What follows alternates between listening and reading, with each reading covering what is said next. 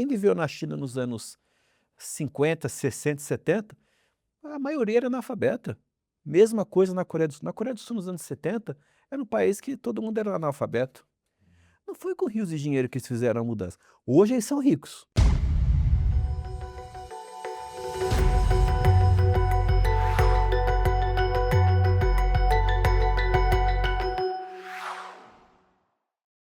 Olá, bem-vindos ao Um Brasil, um projeto da FEComércio São Paulo, hoje com o Anderson Correia, presidente do Instituto de Pesquisas Tecnológicas. Muito bem-vindo, professor, um prazer tê-lo aqui conosco. Obrigado, uma satisfação em falar um pouquinho ciência, tecnologia, educação e um pouquinho do país vem vivendo agora. Professor, você tem uma longa carreira dedicada a isso, 20 anos professor do ITA, 2 vezes reitor do ITA, toda uma área de estudo e de dedicação, talvez o maior especialista dos maiores especialistas no Brasil nesse assunto. Eu queria que o senhor situasse a gente, Brasil perante o mundo, né? Quão longe ou quão perto a gente está nessa área de ciência e tecnologia dos países super ricos?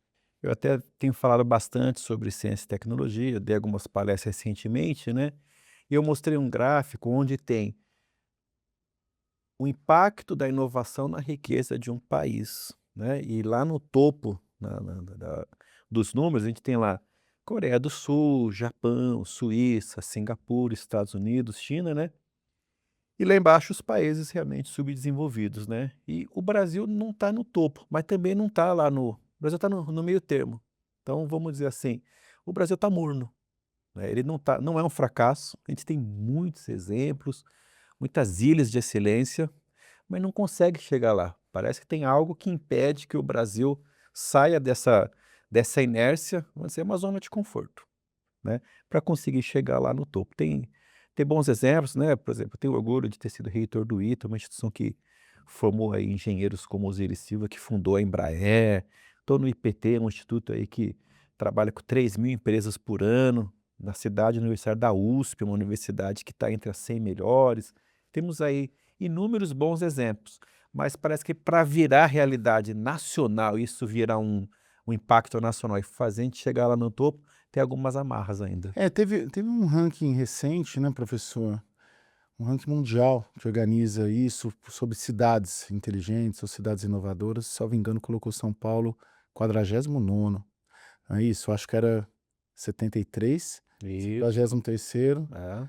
Aí, quando eu vi também essa informação, acho que foi publicado, inclusive recentemente, né, uma manchete do Estadão sobre esse assunto, né? Tem inclusive uma foto do IPT na capa do Isso. Estadão de domingo, né? Exatamente. Eu não sei se eu comemorava ou se eu lamentava, porque de certa maneira foi de 73 para 49, mas é 49 para uma cidade que é das 10 maiores do mundo. Esse número de 49 para uma cidade como São Paulo, a gente comemora ou lamenta?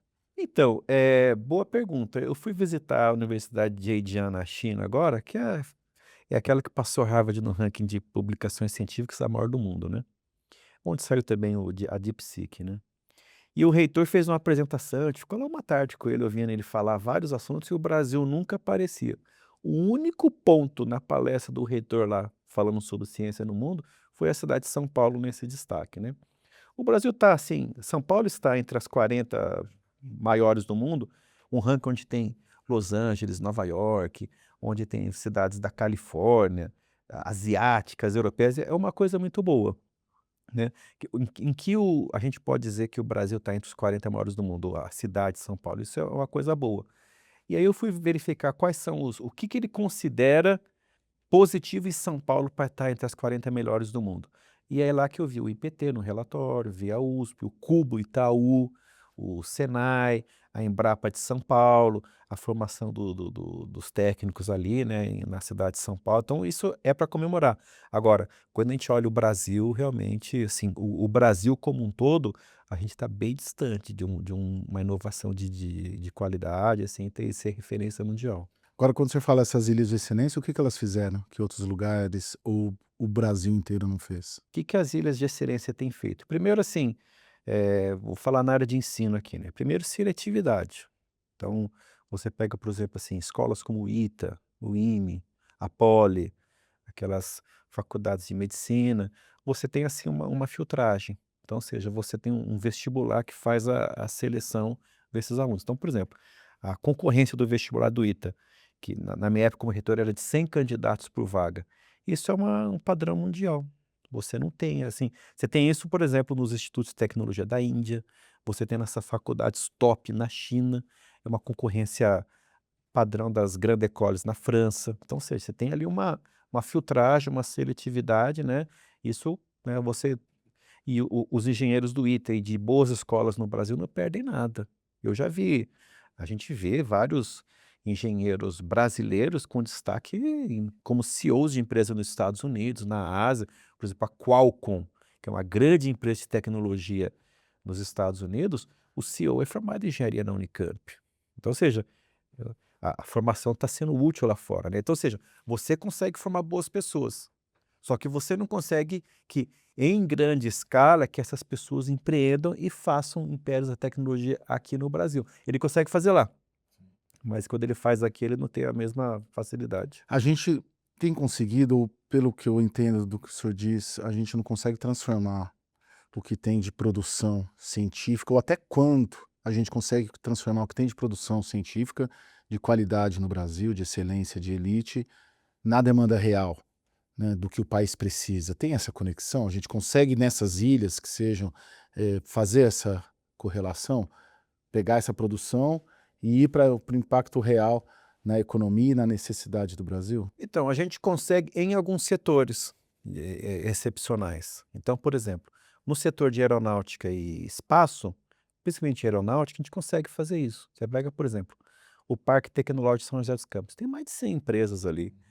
A cidade de São José dos Campos, a maior pauta de exportação dela é em produtos de tecnologia. Não só aviões da Embraer, mas satélites, equipamentos eletrônicos, porque a gente tem um cluster ali, né? A gente consegue ter isso aí também na área assim de agronegócio. Então, por exemplo, o agro nosso é tecnológico, a gente não consegue exportar, então tem muita tecnologia, mas sempre naqueles setores específicos. E a cidade de São Paulo, ela é muito boa na área de serviços, na tecnologia de serviços, mas na área de tecnologia industrial ela não tem essa força. Então, por exemplo, esse ranking que a gente mencionou, se a gente pegar assim, a maior parte dos unicórnios de São Paulo são fintechs, são aplicativos. Você não vê a indústria de alta tecnologia na cidade de São Paulo se despontando. Essa que é a necessidade que a gente tem que evoluir.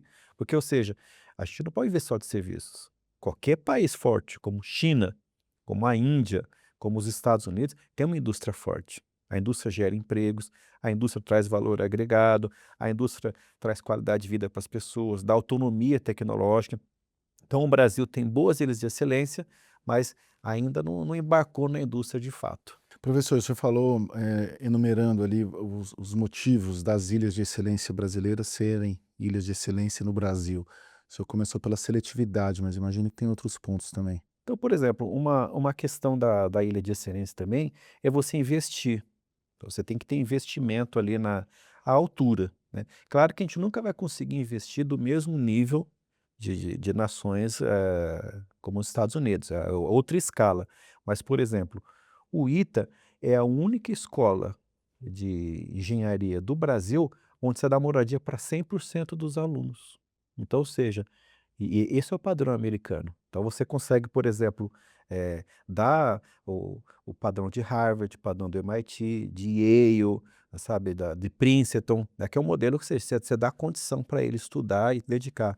Você consegue colocar os laboratórios, né? Então, o caso aqui da FAPESP em São Paulo, ela tem valores garantidos pela Constituição do Estado de São Paulo de investir mais de 2 bilhões de reais por ano. A FAPESP é a maior fundação de pesquisa do Brasil e anos-luz à frente de todas as outras. Outro dia eu coloquei um gráfico no meu LinkedIn colocando qual é o investimento que a FAPESP põe versus FAPERJ do Rio de Janeiro, a FAPEMIG em Minas Gerais.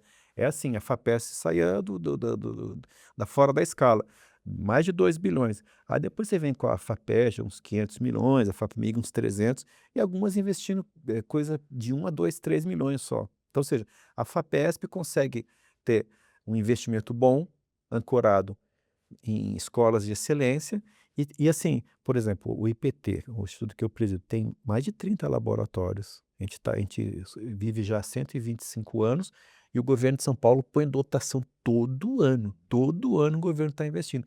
E não tem aquele negócio assim, esse ano não vai dar, vamos cortar, o ano que vem vamos aumentar, esse ano agora não vai. Então, essa flutuação em investimentos que você. Então, o Estado de São Paulo ele conseguiu ter pela FAPESP, pela USP, que também tem a sua autonomia, pelo IPT, institutos como o ITA, ele foi mantendo por décadas aquele investimento fixo. Não precisa ser padrão MIT, padrão China, que tem lá trilhões de dólares para investir. Mas investe e mantém, e dê autonomia para a instituição. Agora, o que a gente tem visto, por exemplo, em nível federal que tem abalado? Um ano a FINEP coloca 15 bilhões, no outro ano é 1 bilhão, outro ano é 600. Então, as universidades federais, um ano você mantém, agora você corta, depois você volta. Aí o pescador não consegue ter essa segurança. Aí bastaria investimento e seletividade de capital humano para a gente transportar os modelos bem-sucedidos no Brasil para outras regiões do país? Bom, falta uma terceira coisa que eu vou falar para você, assim, que eu penso. Não basta só você investir também.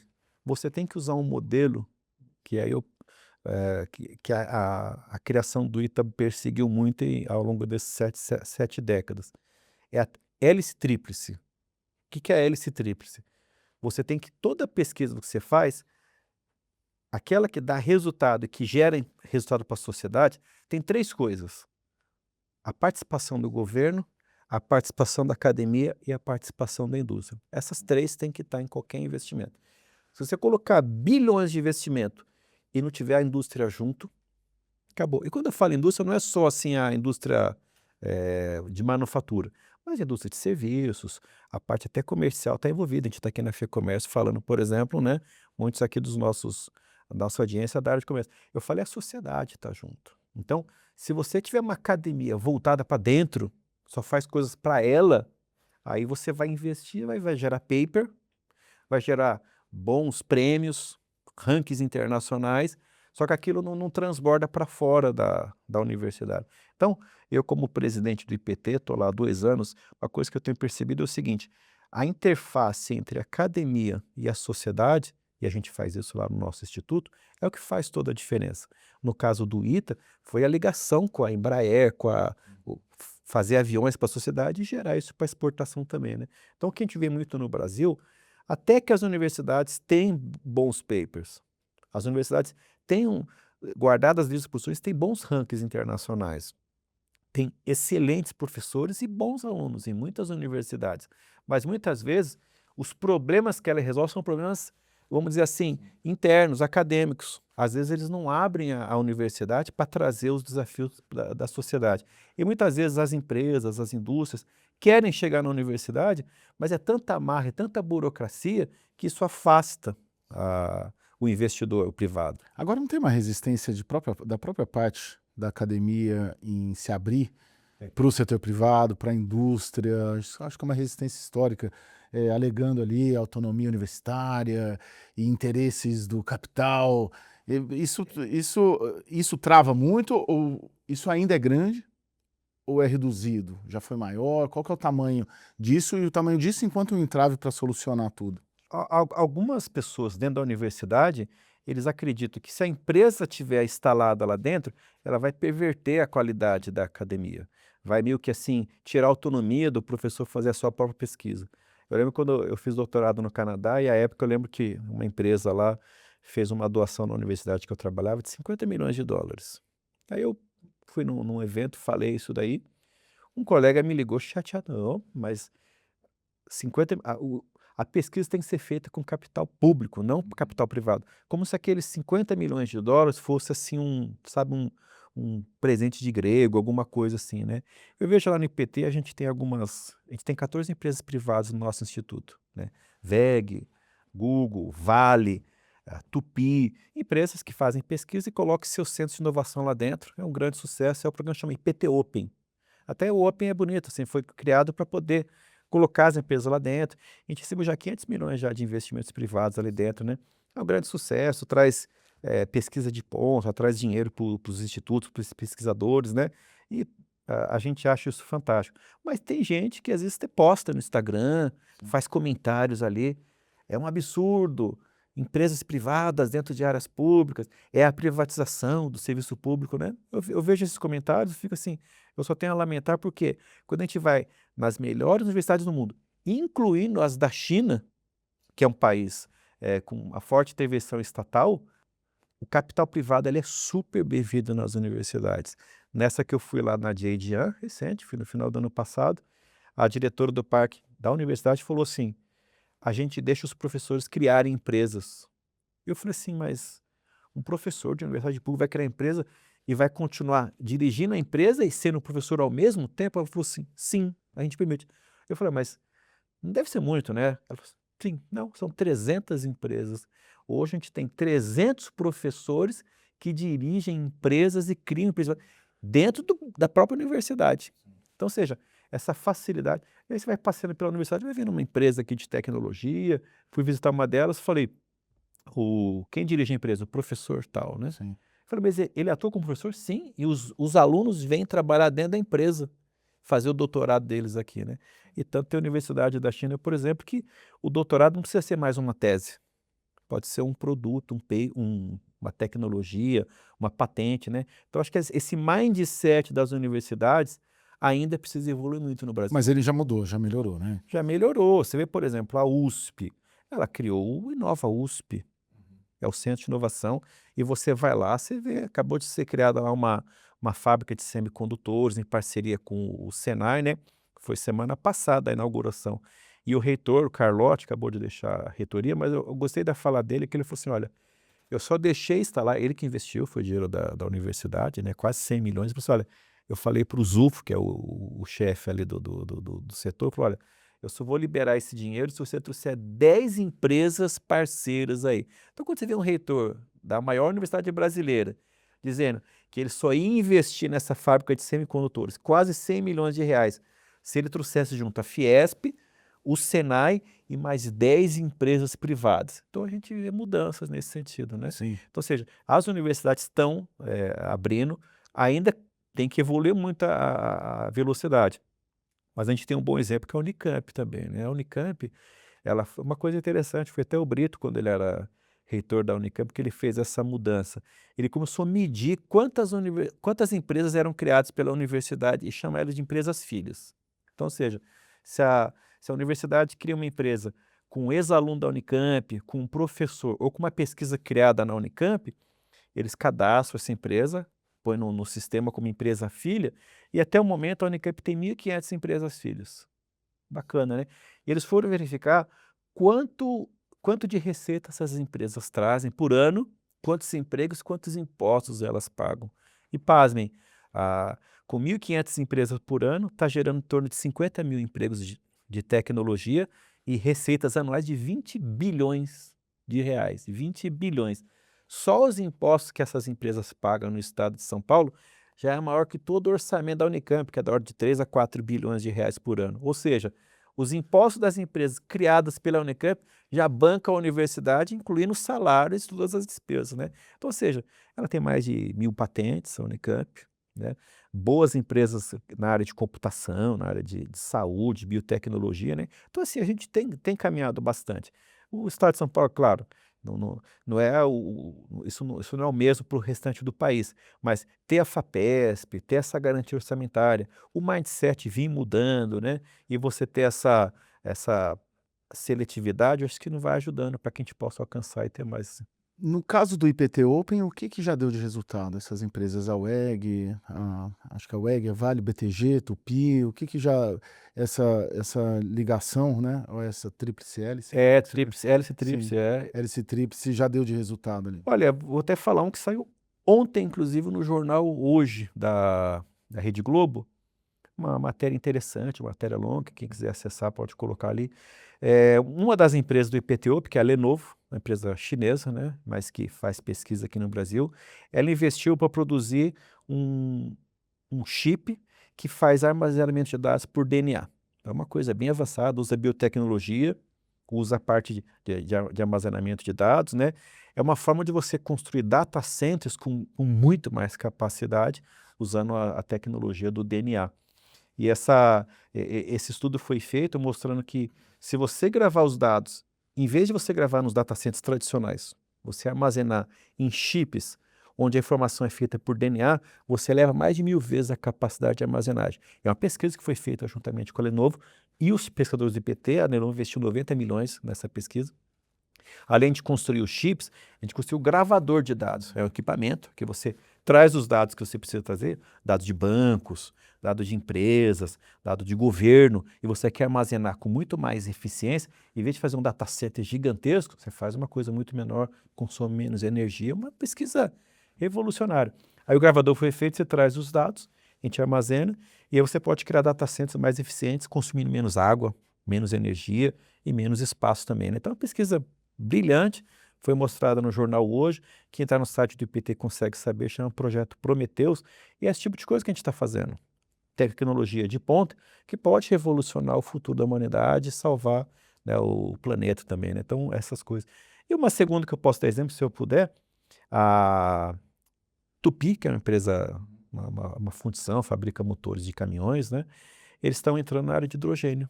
Então, ou seja, eles estão vendo a indústria automotiva, né, e principalmente de caminhões pesados, né, fazer caminhões a hidrogênio, e você precisa fazer pesquisas para os materiais para armazenar o hidrogênio escapa muito fácil dos tanques, né?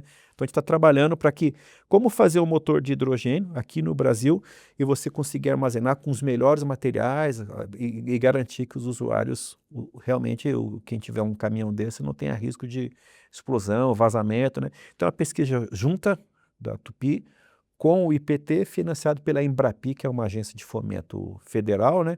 Então, essas coisas que a gente está fazendo, em vez da empresa fazer lá sozinha, ela vem fazer dentro do IPT, num laboratório juntamente conosco, e ela tem o seu site lá dentro. Então, essas pesquisas fazem a diferença para a sociedade. Agora, professor, todo esse diagnóstico que o senhor coloca precisaria, vamos dizer assim, de um programa nacional de inovação, de tecnologia, ou basta os poderes públicos, país afora, à exceção dos centros de excelência, implementarem esses modelos? Ou precisa de algo que precisa passar pelo Congresso, que precisa ser discutido nacionalmente? Ou basta coletar o que vem sendo feito nesses centros de excelência para dar escala no país inteiro?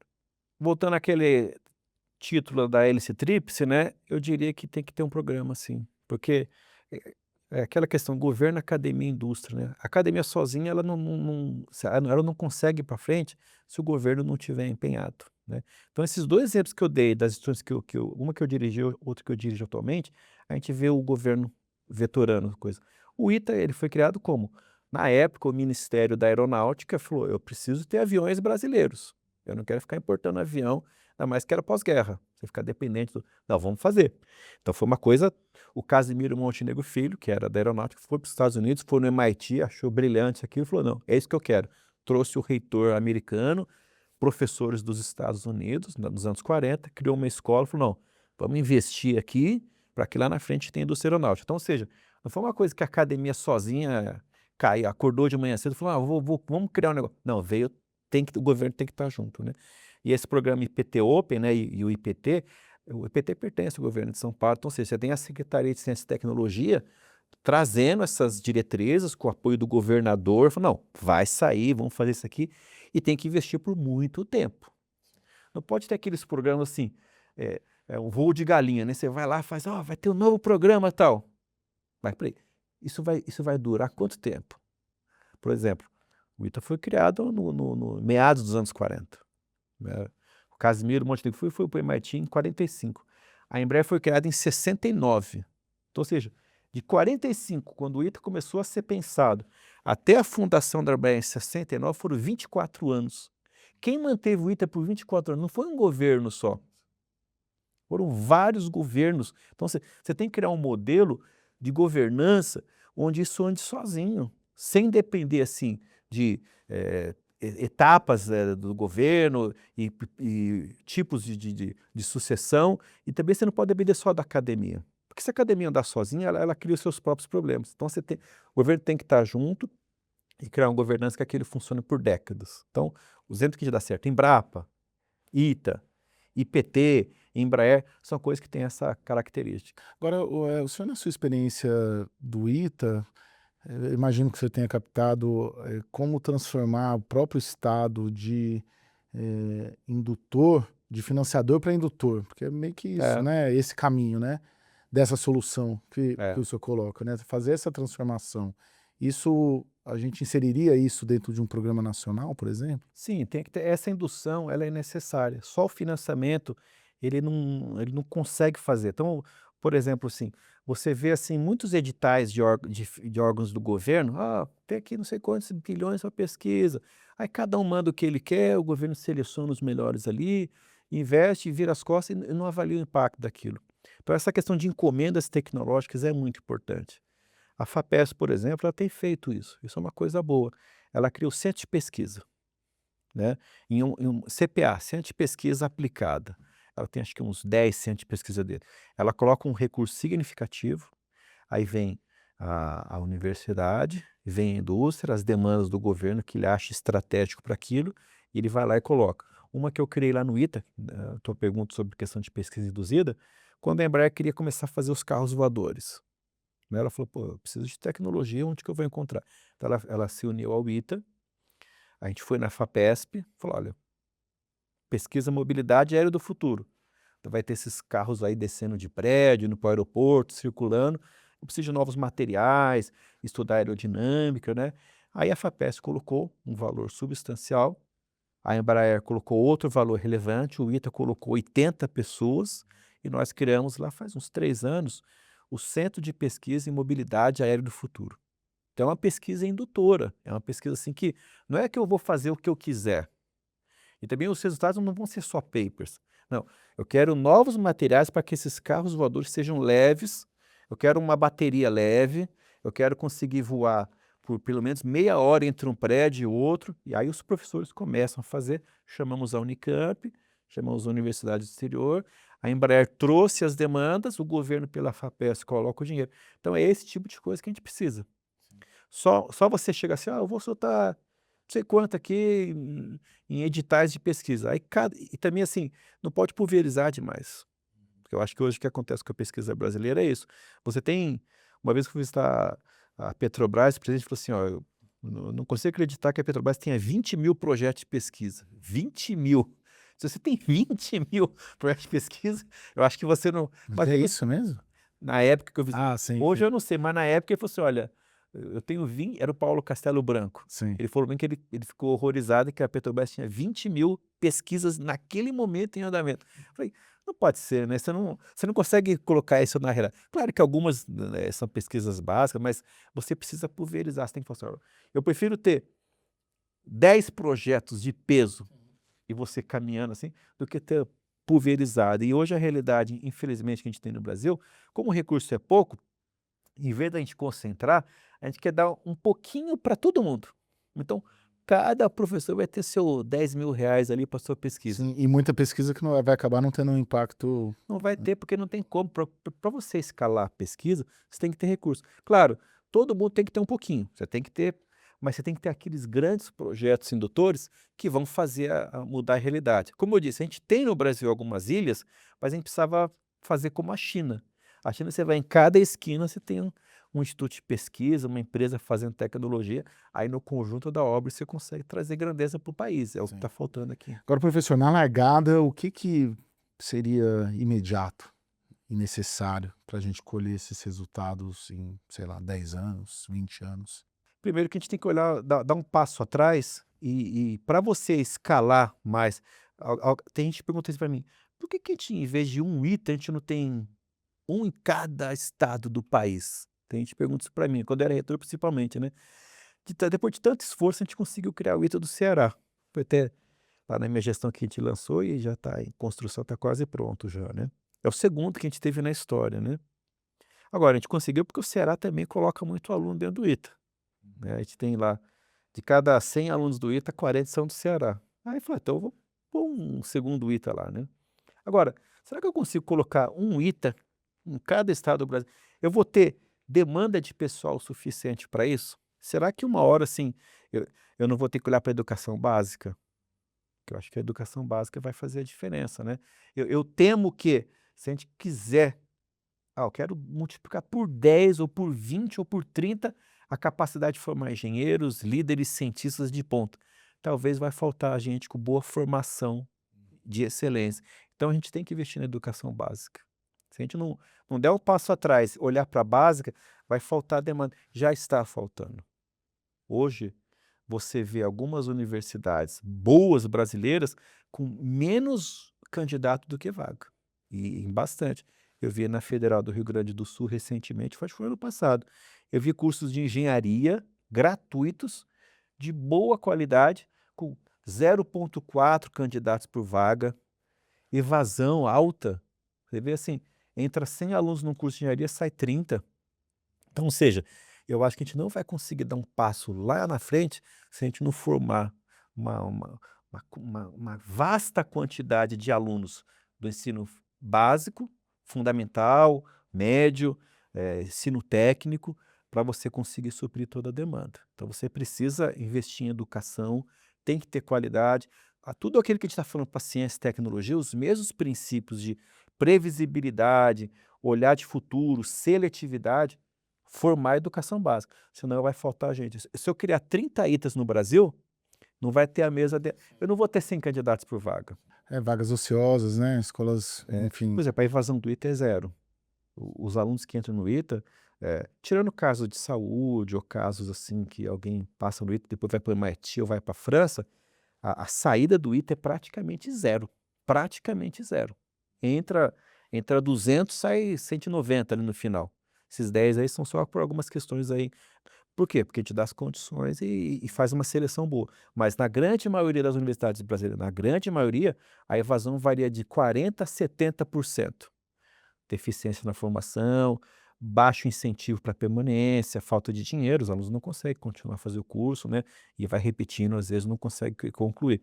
Então, ou seja, isso mostra que existe deficiência na educação brasileira básica. Vem melhorando, fiquei feliz agora dos resultados da alfabetização do Estado de São Paulo, a gente tem trabalhado, mas se a gente não conseguir, em nível nacional, formar uma elite intelectual, gente que possa levar esse conhecimento para poder gerar conhecimento para a sociedade, infelizmente a gente não vai para Mas assim, frente. professor, a gente conseguiria olhar para a educação básica, como a gente vem de algum modo olhando, sem desviar o olhar, por exemplo, para a educação, para a pós-graduação, para a ciência, para a tecnologia, porque eu fico com a impressão que é um cobertor curto, né?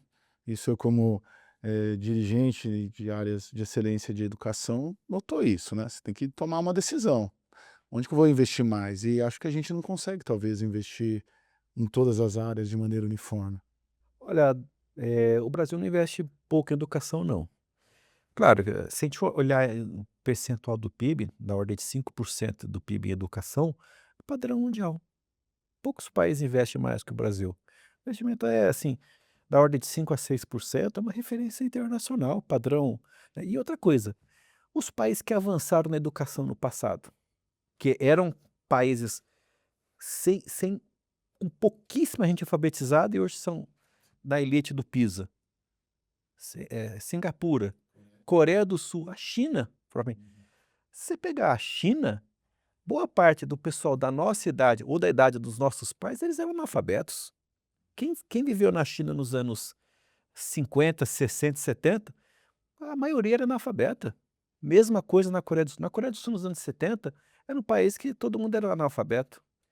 Não foi com rios de dinheiro que eles fizeram a mudança. Hoje eles são ricos. Hoje a China é a segunda economia do mundo. A Coreia do Sul é um dos maiores PIB per capita do mundo. Hoje eles são ricos. Mas quando fizeram a transformação da educação, eles eram pobres. Eles investiram muito menos dinheiro que o Brasil tem hoje. Vai dizer que o Brasil era mais rico que a Coreia do Sul até 40 anos atrás. Nos anos 80, o Brasil tinha mais PIB per capita que a Coreia do Sul. A gente tinha o mesmo dinheiro que eles, per capita. Não estou falando PIB geral. Por que ela foi para frente? Foi com rios de dinheiro? Foi com rios de dinheiro. A China, ela era mais pobre que o Brasil até 30 anos atrás. Ainda nós temos uma renda per capita maior que a China ainda. Então, ou seja, precisa ter gestão na educação, não é só dinheiro. Essa história assim, mas o Brasil não vai conseguir. Eu preciso chegar a 10% do PIB em educação. Nenhum país faz isso, nenhum. Não existe nenhum país do mundo que invista 10% em educação. O que tem que ter é gestão, previsibilidade, regras, avaliação de impacto. Eu tenho que avaliar as políticas de impacto. Nós não fazemos isso no Brasil. Pega qualquer programa educacional brasileiro, que já acabou. Não vamos pegar o que já acabou. O que nós sabemos dele? Pega o Ciências Sem Fronteiras. 10 bilhões investidos ali, 10 bilhões. Mandamos 100 mil pessoas para o exterior. Procura um relatório sobre ciência sem fronteiras na rede. Fui pensando na CAPES. Quando eu cheguei, tinha acabado o programa já. Eu disse para os técnicos, eu queria um relatório sobre o Ciências Sem Fronteiras que a CAPES financiou. Ah, não tem. Como assim? Então nós colocamos 10 bilhões em um programa e não sabíamos nada, inclusive até para saber as coisas boas ou ruins, para mudar os próximos. Então a gente faz programas, investe, termina, agora vamos fazer um novo. Então, ou seja, não foi assim com a Coreia do Sul nem com a China. Eles olharam e falaram assim, peraí, o que a China faz? A cada 5 anos ela tem um plano quinquenal. Ela avalia o anterior, faz correção de rota e agora vamos continuar. Tá? Agora está começando um novo ali. Então eles sempre vão olhando para frente, mas corrigindo o passado. Só que a China ela está fazendo isso há 3 décadas. Ela vai fazendo isso aí. Tá? Muda a rota, mas não é assim também de voltar para trás. Sempre dando aquelas mudanças de qualidade. E aqui no Brasil a gente faz assim, faz um plano, vai. Agora não, faz o outro, vamos para cá. E o outro? Não, esquece aquele ali, vamos focar aqui agora. Então, eu acho que essa continuidade, a gente vai ter que ficar 20 anos investindo em educação para você conseguir chegar lá na frente. Claro, dá para fazer os dois ao mesmo tempo. Vamos ter que fazer isso. A gente vai ter que trocar o pneu com o carro andando. Mas os grandes resultados são ouvidos daqui a 20 anos só. Se começar agora, né? Vai vir o resultado. Vai ter que ser de forma... Professor, muito obrigado, viu, pela conversa e pelo aprendizado. Prazer, viu? Não, obrigado, uma satisfação falar com você aqui na Obrigado, Ficomércio. viu, professor?